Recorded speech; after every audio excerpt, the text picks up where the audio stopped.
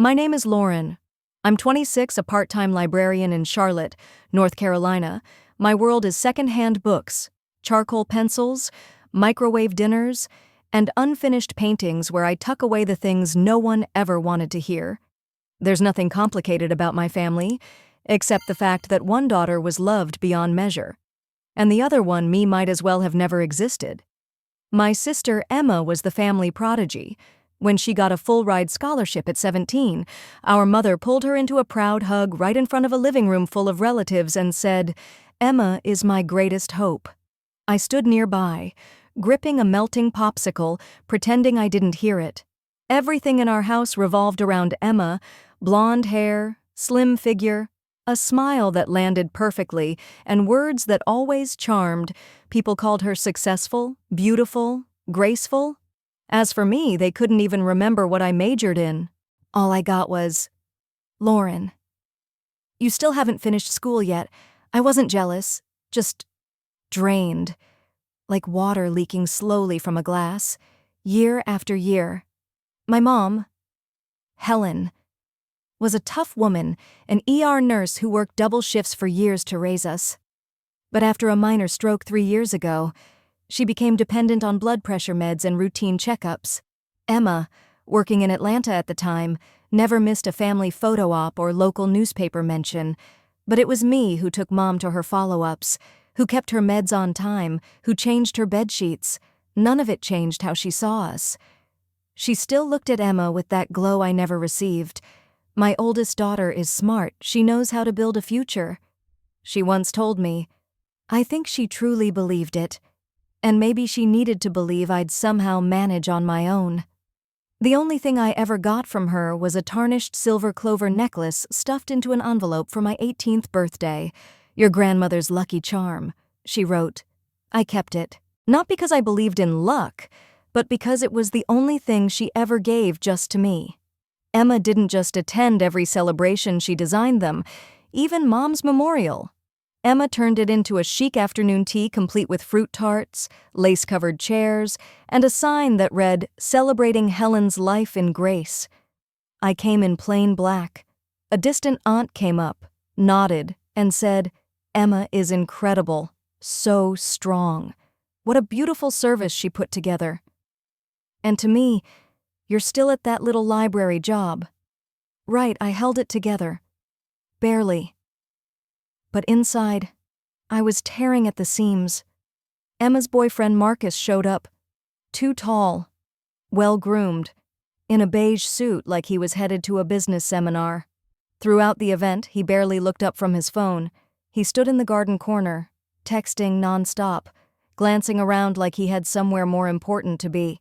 After most of the guests had left, Emma pulled me aside into the backyard. She was holding a glass of Prosecco, eyes gleaming. "Lauren," she said, "I have some news. Good news." I stared back, silent. "I'm pregnant. With Marcus's baby." Her voice was the tone someone might use to show off a new pair of shoes. I froze. "You're pregnant?" "Yeah. 8 weeks." She placed a hand over her still flat belly and smiled. Mom would have been thrilled. I wanted to ask, "When did you find out?" But she cut me off with something strange. "Don't worry, you won't have to be too involved." That line sent a chill straight down my spine, like this wasn't just an announcement, it was a strategy. That night, after everyone was gone, I slipped back into Mom's bedroom. I was searching for an old letter I'd once glimpsed as a kid, a half-written note she tucked into a book she never finished. I found it, faded yellow paper, familiar slanted handwriting. "If I don't get a chance to revise the will, then—" The next line was smeared, blurred out by what looked like a water stain. I froze. My chest tightened. Why would she write that, and why the urgency? If she didn't get a chance, I collapsed onto the floor, gripping the letter. Outside, I could hear Emma laughing into her phone. Everything's falling into place. Perfect. Right then, I knew something was wrong. Deeply, terrifyingly wrong. And I had no idea. This was only the beginning. 3 days after the memorial, I got a call from Mom's private attorney, Rafael Cardenas. His voice was dry, like he was reading a tax report. We need to meet for the will reading. Mrs. Helen Moore left clear legal instructions. I wore a faded button-up and worn-out jeans as I drove 20 minutes outside downtown Charlotte to his office. The waiting room was all dark wood, and the faint scent of old paperwork like the library, only colder and more ominous. Emma was already there, her curls perfectly styled, wrapped in a camel wool coat, her nails a flawless nude. Marcus sat beside her, one hand resting gently on her knee, like they were the golden couple handpicked by heaven. I avoided looking at them, focused only on Mr. Cardenas, a silver-framed man in his 50s, seated behind a thick folder. He adjusted his glasses, cleared his throat, and began. The last valid will, signed on February 22nd of this year, states in Clause 3, 1. I, Helen Judith Moore, leave my entire estate, retirement accounts, and investment portfolio to my first biological grandchild, born to my daughter Emma Moore. I froze. The house we lived in, the house I had cared for, patched up, cleaned, and maintained through all of Mom's recovery, was being left to a child who hadn't even been born. I exhaled. Barely a sound. "Excuse me," I rasped. "I don't understand. Mom told me she planned to split everything equally." Mr. Cardenas paused. He didn't meet my eyes. "I'm only responsible for executing the signed, notarized will. This document has full legal standing." I turned to Emma. "Did you know about this?" She raised an eyebrow like I'd just asked something wildly inappropriate at a baby shower. "Mom asked me to go with her to sign some documents. I didn't know what exactly. Maybe she just wanted to secure the baby's future." Marcus tightened his hand on hers. Robotic. Emotionless. I stood up. My face was burning. My head buzzing. I didn't cry. I didn't scream. But my hands were shaking so badly I couldn't even unzip my purse. "Can I see the original?" "Of course," Cardenas said. But he didn't reach for it right away. When I finally received a copy, what unsettled me wasn't just the contents. It was the signature. I had signed documents for Mom after her stroke. I knew how her handwriting trembled, but this one, it was too smooth, too even. A seed of suspicion lodged itself in my chest. Did Mom really sign this, or did someone else do it for her? That night, I went back to my childhood room. The house felt hollow, like her soul had vanished the moment that will was read. I went into Mom's room, tapped gently on her locked drawer, and used the spare key I'd kept since high school, buried in a folder of old medical files. I found a blue notebook. First page, a grocery list. Next page, a scribbled note in her handwriting. "Tuesday, meet Raphael. Ask again about splitting the estate. Lauren deserves protection too." My fingers trembled on the ink. My eyes burned. Then I heard the front door slam. "Emma." She walked straight in without knocking. "What are you doing in Mom's room?" "Looking for papers," I replied, slipping the notebook behind my back. She smirked. "Well, I suggest you start packing soon. The property transfer process starts within 30 days. I need to plan the nursery. You're kicking me out right after Mom's buried." "This was Mom's decision," she said coldly. "Not mine." I bit my lip, stared hard into her eyes. "How far along are you?" I asked, first time since the party. She blinked. A beat. 8 weeks. "Why, what doctor did you see, Dr. Patel?" "At Hillside Clinic." She answered too fast. I locked that name in my head. After she left, I pulled out my sketchbook, not to draw but to hide the notebook. My gut told me something was off with her pregnancy. And if I didn't act, I'd lose everything. I had no money, no power, no allies. But I had the one thing Emma underestimated: memory, attention to detail, a mind she never thought was worth much. And I swore I'd flip the board before she crowned herself queen. 12 days after Mom passed, I received the official notice from the law office. You are required to vacate the property at 72 Highland Lane within 30 days from the date of this letter. Temporary housing arrangements may be negotiated if necessary. At the bottom was Rafael Cardenas's signature, cold and precise, stamped with a round legal seal that felt like a frozen blade pressed to my skin. I stood on the front porch of the house I'd lived in for 20 years, clutching that letter. The home where I learned to walk, to read, to grieve, now legally no longer mine, and all because of a baby that hasn't even been born. No phone call, no face-to-face conversation, no offer of compromise from Emma. She didn't say a word. She sent Marcus, her perfectly groomed boyfriend with vacant eyes, to hand me the eviction notice like I was a delinquent tenant 2 months behind on rent. Emma says you should start packing. He shrugged. We're planning to turn your room into the nursery. I stared at him, my voice rough. Do you even realize you're helping someone steal an entire estate based on a pregnancy no one's verified? He smirked. Don't know. Don't care. All I know is the baby's in the will. I nearly punched him. That night, I sat on the floor of my bedroom, my art room with its unfinished canvases, warped bookshelves, and the small window overlooking Mom's lavender garden, and the weight of helplessness wrapped around me like fog. I didn't have many options. My bank account was nearly empty. I was midway through an art degree. My part-time librarian job barely covered my health insurance. Emma, on the other hand, had everything.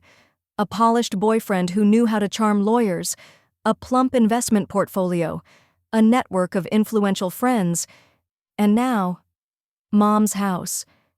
So I started looking for cracks. I called Hillside Clinic, pretending to be a new patient looking for a prenatal OB. The receptionist was polite, but firm. We're not accepting new patients at the moment. If you're calling on behalf of someone else, we'll need a medical access code or legal authorization. I hung up.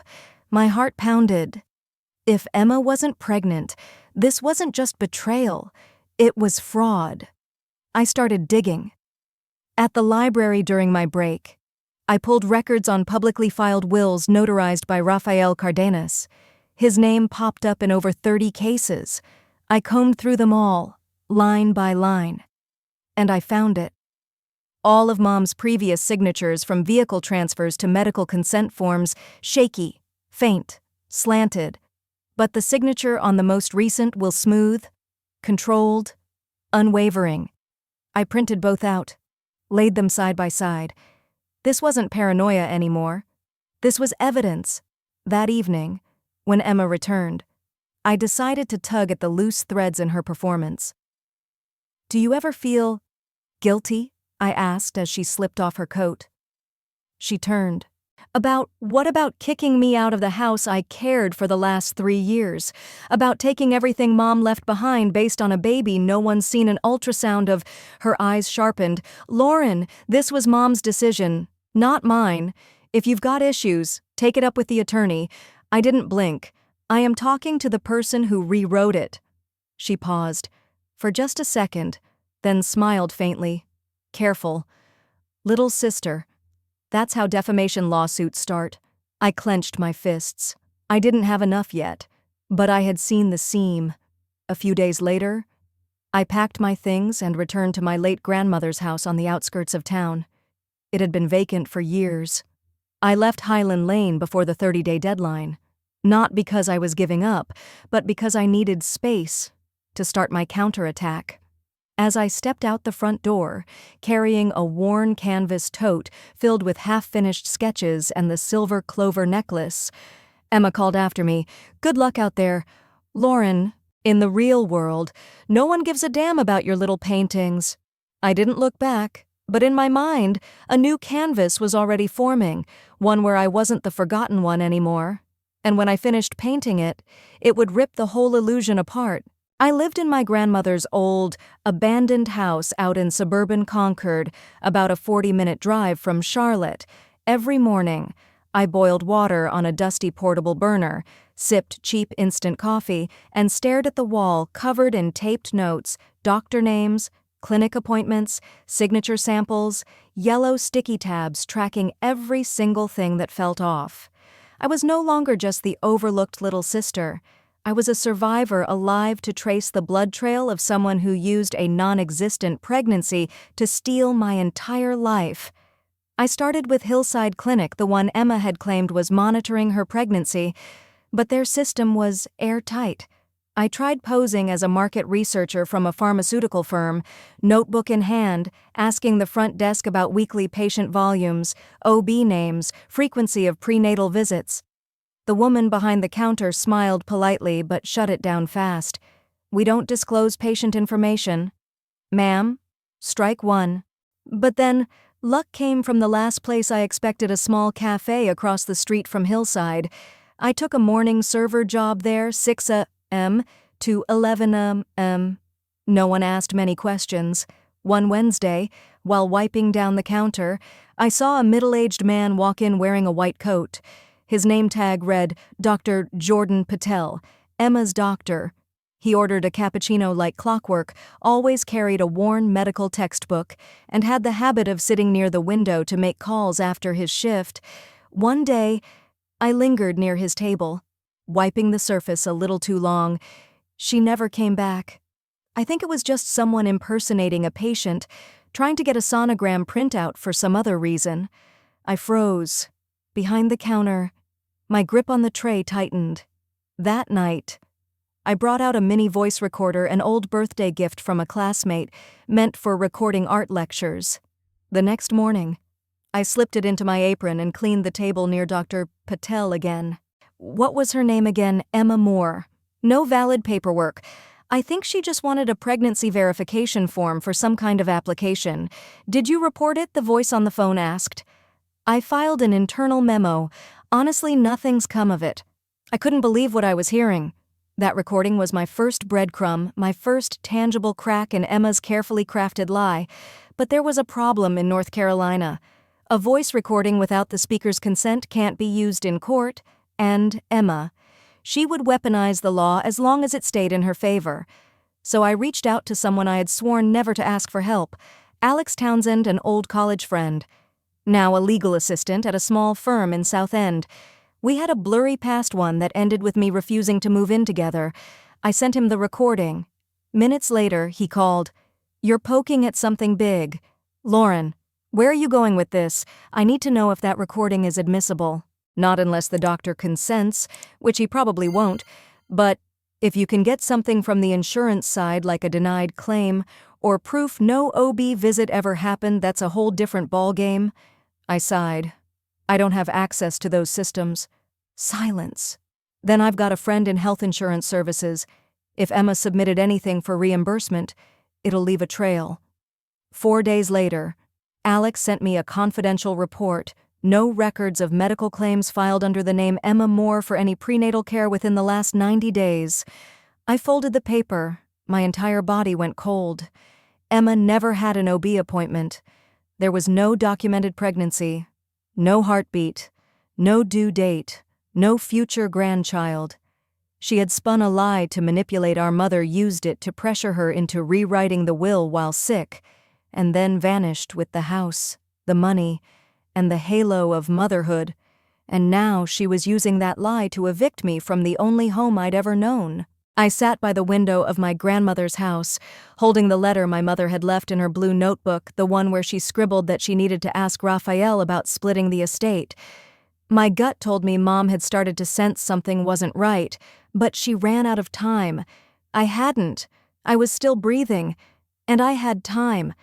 I began sketching a map of Emma's master plan, the fake pregnancy, the casting of Marcus as the perfect future father, the calculated clinic visits just enough to look real, but shallow enough to avoid paper trails. It was a flawless script, but I was going to ruin her finale. Only one piece was missing now. What if Marcus wasn't who he claimed to be? Because if Marcus was fake too, then her entire castle would crumble. And I knew exactly what to do next. Marcus Langston, the supposed boyfriend, father of the baby, and guest of honor at Mom's memorial, had always felt off to me. Not just because of the way he scanned the room like a nervous understudy on opening night, but because of something deeper, something hollow. There was no paper trail, No digital footprint, no real existence of a Marcus Langston in any local civic or property database. One stormy night. I sent Alex, a friend from college turned legal assistant, a photo I'd secretly snapped of Marcus at the memorial. I wrote one sentence: "Find this man. Emma says his name is Marcus Langston." Alex called me the next day, urgency in his voice. "Lauren, that face doesn't match anyone named Marcus Langston in any state record, tax form, or driver's license database across North Carolina or neighboring states, but there's one near match in Georgia's court system." My chest tightened. "Who is he, Trevor Dale?" "He was under investigation in Atlanta last year for impersonating a real estate investor, posed as a broker, conned a group of small-time investors, then disappeared before charges were filed. The case never went to trial because some victims dropped it after Trevor refunded part of the money, or so they said." I shot to my feet. This wasn't just a fake pregnancy. This wasn't just an alias. It was a coordinated scam. Emma knew who he was. Or worse, she'd hired him. Alex and I began planning how to approach Trevor.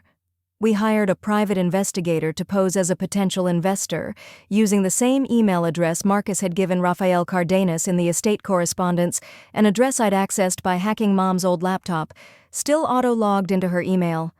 The PI invited Marcus Trevor to a sleek bar in Uptown under the pretense of a new development deal. Alex and I sat 3 tables away, hidden in plain sight. He showed up right on time.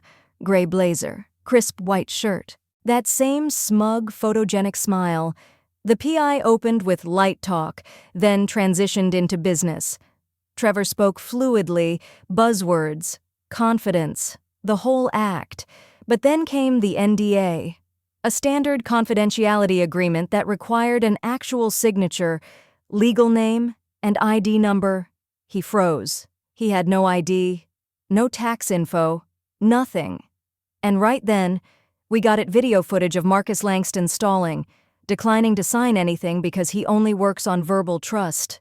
3 days later, Alex and I compiled a full dossier, Dr. Patel's voice recording stating no legitimate pregnancy existed, internal insurance report confirming no OB care claims for Emma Moore, Mom's handwritten note expressing doubt about the revised will, verified court ID for Trevor Dale through state legal systems, video footage of Marcus avoiding official documentation. I printed everything, included a copy of Mom's handwritten note, slid it all into a thick manila envelope. I considered mailing it to Rafael Cardenas's office, but no, that wasn't enough. I wanted an audience. I wanted her audience. Emma was planning a family event titled Baby and Legacy Reveal, a cutesy play on words where she planned to announce the baby's name and introduce Marcus as her fiancé. I decided that was when the curtain would fall. Not just fall burn. Every lie, every smug glance, every fake handshake. I would stand before the very people who had praised Emma for 2 decades and show them the truth that their golden girl was nothing but a second-rate fraud director in a con gone stale. I wasn't afraid of Emma anymore. I didn't need Mom's validation anymore. I had the truth. And for the first time in my life, I'd be the one holding the mic. It was drizzling that day, as if the universe itself sensed that something was about to erupt. I stood at the front steps of the rented estate in Matthews, where Emma had staged her grand baby and legacy reveal event to show off in front of family, friends, and our mother's lawyer. She didn't just want to be a mother. She wanted to be the heir. I wore a simple black dress and a silver-gray coat. In my hand was an old leather bag inside it, a full arsenal of truth I'd gathered over the past month. The moment I stepped into the main hall, I was hit by the spectacle, a glimmering rose-gold backdrop, banquet tables decked with balloons that read, "It's almost time," and in the center of the room a towering faux cake rumored to contain a name-reveal gift box. Emma took the stage, hand resting gently on a still, flat stomach. Marcus stood beside her, fingers laced with hers like he wasn't a wanted fraud hiding under a stolen name. "Thank you all for being here." Emma beamed, her smile blinding under the lights. "Today, we're not only celebrating new life, but also honoring legacy. Our daughter will be named Helen Sky Moore, after my mother." Applause erupted. A few guests wiped away tears. Rafael Cardenas, Mom's lawyer, gave a solemn nod like he was witnessing a sacred passing of the torch. I stepped forward, eyes locked on Mr. Cardenas. "Excuse me," I said loudly. "I have something to share." Emma spun around. The room went dead silent. Champagne glasses paused mid-air. I placed my bag on a nearby table and pulled out a stack of documents. "Before we continue," I said, "I'd like to ask how many people here have seen proof that Emma is actually pregnant? Any ultrasounds, checkup documents, clinic photos?" No one answered. Marcus shifted ever so slightly. One step back. I turned to Mr. Cardenas. "You're the executor of the will. But did you know that this pregnancy was never medically confirmed?" I raised the insurance report. "There are 0 medical claims under Emma Moore's name for any prenatal services in the last 90 days. Then I held up a printed memo from Hillside Clinic, paired with a transcribed statement from Dr. Patel. Emma Moore made 1 appointment, never presented ID, and never returned. And this," I said, lifting a photocopy of state-verified records, "is the real identity of Marcus Langston. His name is Trevor Dale. He was under investigation for impersonating an investor in Atlanta." Gasps. Whispers. The room began to ripple. This wasn't just a fake pregnancy. It was an orchestrated con. Emma manipulated our sick mother into rewriting her will, using a child that does not exist. I stepped closer to the stage, my voice sharpened with steel.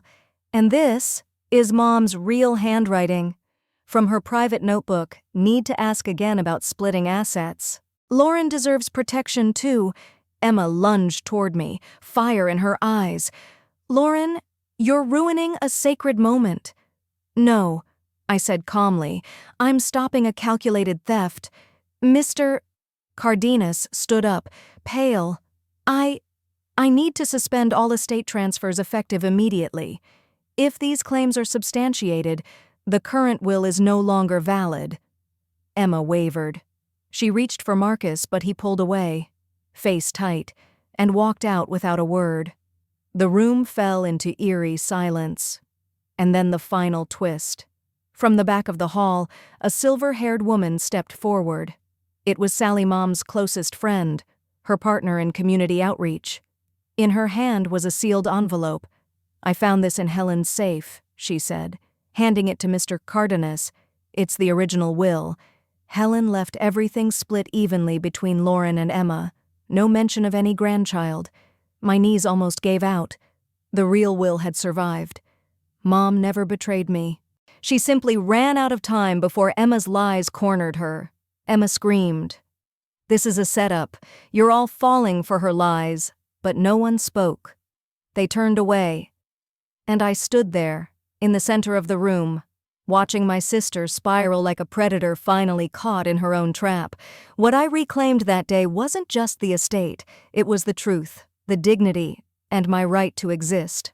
A week after the party collapsed in chaos, Emma was officially summoned by the Mecklenburg County Court on charges of will fraud and intentional misrepresentation to obtain assets. She refused to cooperate with investigators. As for Trevor Dale, formerly known to the world as Marcus Langston, he vanished without a trace, leaving behind only a blurry bar surveillance clip of him refusing to sign legal documents, his eyes wild like a caged animal sensing the trap. I didn't attend the hearing. I didn't need to watch Emma sit behind the defendant's table with a court-appointed lawyer, her lips trembling beneath a soft shade of pink lipstick. I had everything I needed. The original will was confirmed. My mother had never abandoned me. Half of the Highland Lane house was legally mine. I sold it, not out of spite, but because I needed to leave the place where my memories had been distorted, where I'd once been treated like a shadow in my own home. With the sale proceeds and a partial restitution court ordered from Emma after she signed a settlement to return what she'd withdrawn from Mom's retirement account, I opened a small community art studio in South End. No flashing signs, no glossy brochures, just a quiet, vibrant space where kids, students, and overlooked adults could sketch, paint, and reclaim the stories they were told didn't matter. At the entrance, I framed and hung a copy of my mother's handwritten note. Lauren deserves protection too. Most people don't understand what it means, but I do. And I want every child who walks through that door to know just because someone once ignored you doesn't mean you don't belong. One crisp autumn afternoon, while I was teaching an oil painting class, my phone buzzed. It was Alex. "Want to know what Emma's up to these days?" I paused. "I don't really care." He chuckled softly. "Well, just in case. She's working evening shifts at Red Daisy Nail Lounge. That place in my neighborhood." I didn't say anything, but in my mind, I could see it. Emma, once the girl who puppeteered an entire family, now crouched under harsh fluorescent lights, scrubbing tile grout, offering forced smiles, painting the nails of housewives she once dismissed as beneath her. It wasn't revenge. It was consequence. Because justice doesn't always wear a judge's robe. Sometimes, it's just gravity pulling things back where they belong. One evening, I walked into Red Daisy. Emma was bent over the tile by the front desk. She looked up and froze. I didn't say much, just placed a folded flyer on the counter. It was the event bill for Artists Who Were Forgotten, a community showcase hosted by my studio. One of the sponsors listed Red Daisy Nail Lounge. At the top of the founder list, Lauren Moore. "Careful," I said calmly. "This time, don't sign anything for someone else." I walked out. She didn't follow. She didn't need to. People like Emma don't need to be destroyed. They just need to be returned to the spot they tried to steal. A few months later, I held my first solo exhibition.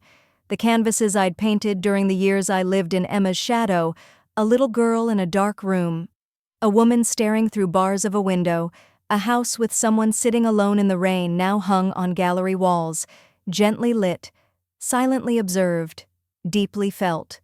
And there I stood, not as the forgotten sister, but as Lauren Moore, the survivor, the woman who proved you don't have to inherit anything to leave something behind.